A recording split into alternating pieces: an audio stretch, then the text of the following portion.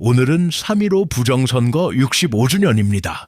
1960년 3월 15일에 실시된 대한민국의 제4대 대통령 선거와 제5대 부통령 선거에서 자유당 정권이 저지른 대규모 부정행위를 말합니다. 첫째로 사전에 유령 유권자 명단을 작성하여 투표수를 늘리고 사전에 투표함을 바꿔치기 하는 등의 행위를 저질렀습니다. 둘째로 특정 후보를 지지하도록 강요하고 공개적으로 투표하도록 압력을 행사했습니다.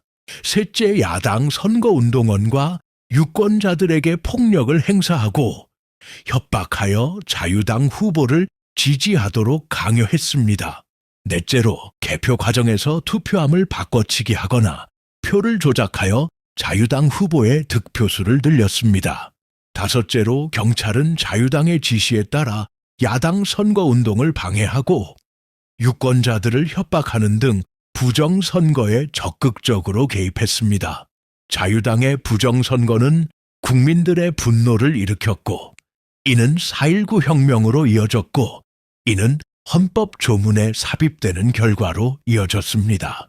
당시 이승만 대통령의 당선은 상대 후보였던 조병옥 박사의 갑작스러운 서거로 인해 사실상 확정된 상황이었습니다.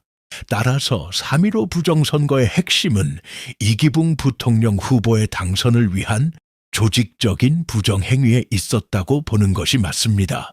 그렇다 하더라도 이승만 대통령 역시 부정선거의 책임에 자유로울 수 없었습니다. 4.19 혁명으로 이승만 대통령은 하야하고 자유당 정권은 붕괴되었습니다.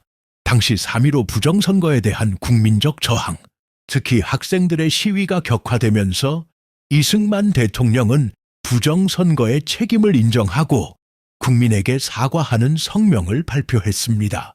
한편 이기붕 부통령 일가는 1960년 4월 28일 4.19 혁명 이후 권총으로 집단 자살했습니다. 당시 이기붕의 나이는 64세였고 그의 아내 박마리아는 54세, 장남 이강석은 24세, 차남 이강국은 22세였습니다.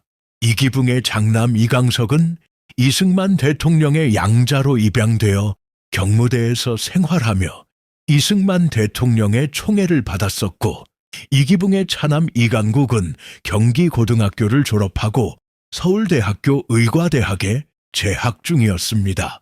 이기붕의 부인 박마리아는 1920년대에 미국에서 유학한 신여성으로 이화여자대학교 교수와 대한여자국민당 부위원장을 역임했습니다.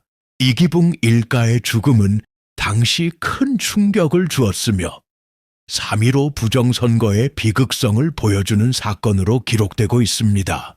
4.19 혁명 직후 부정선거 관련자들을 처벌하기 위해 특별재판소가 설치되었습니다.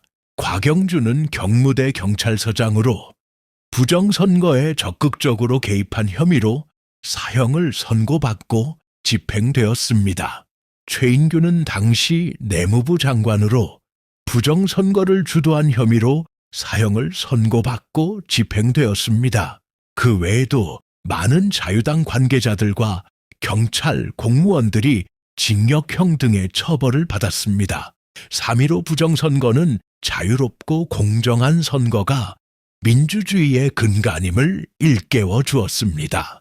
국민의 적극적인 참여와 저항은 부당한 권력에 맞서 민주주의를 지켜낼 수 있다는 것을 보여주었습니다. 과거의 잘못을 기억하고 반성하는 것은 더 나은 미래를 만들어가는데 중요한 밑거름이 된다라는 교훈을 말하고 있는 것입니다.